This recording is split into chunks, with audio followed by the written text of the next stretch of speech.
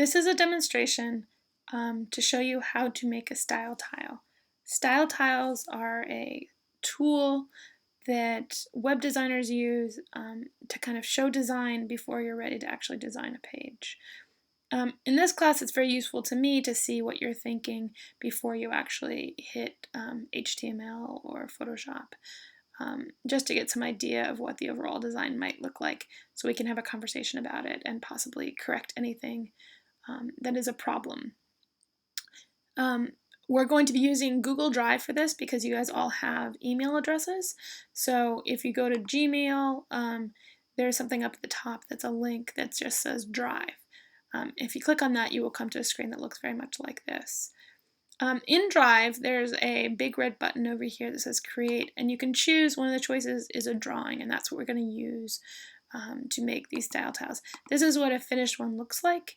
This one is for Abraham Lincoln. I made it to show you an example of what one might look like for your Project 1 historical Wikipedia page. I just picked Abraham Lincoln because he was an easy historical figure. You can pick whoever you want. You just want to make sure that your style tile really tries to express the time period and the personality of the person who it's representing. Okay, so let's go back and make a new one. So if you click on Create Drawing, you can see it makes a really nice drawing, and it's very easy to use. It should be pretty simple as you get started, as Google tools often are. One of the things you can do is add a shape. And when you click on Shapes, I add a rectangle. That's one way to show your color. If you hold down Shift, it will make a perfect square. I like my colors to be in perfect squares. And then you can see it does a default sort of color here. You can click on this paint bucket, and if you click on that, you can choose a color. Never ever choose these colors. These colors are default colors. It's kind of like coloring with crayons.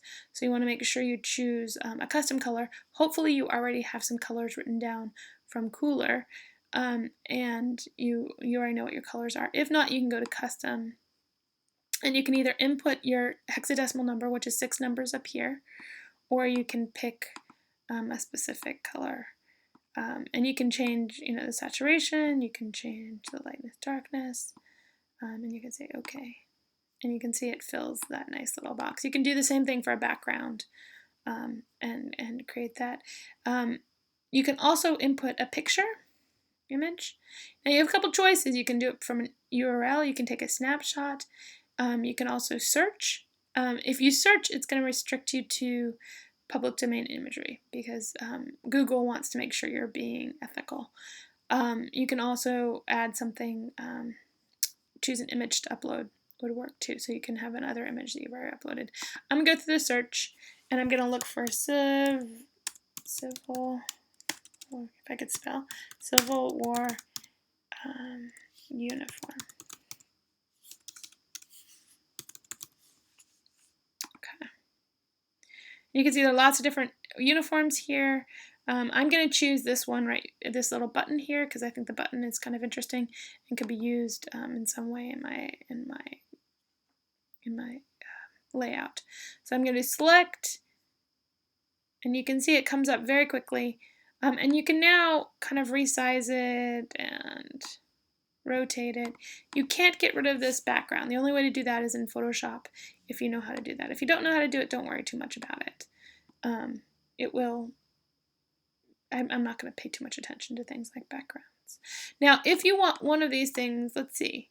This color is in back of this image because I put it in first. If you want to put it behind that, then you can go to the Arrange menu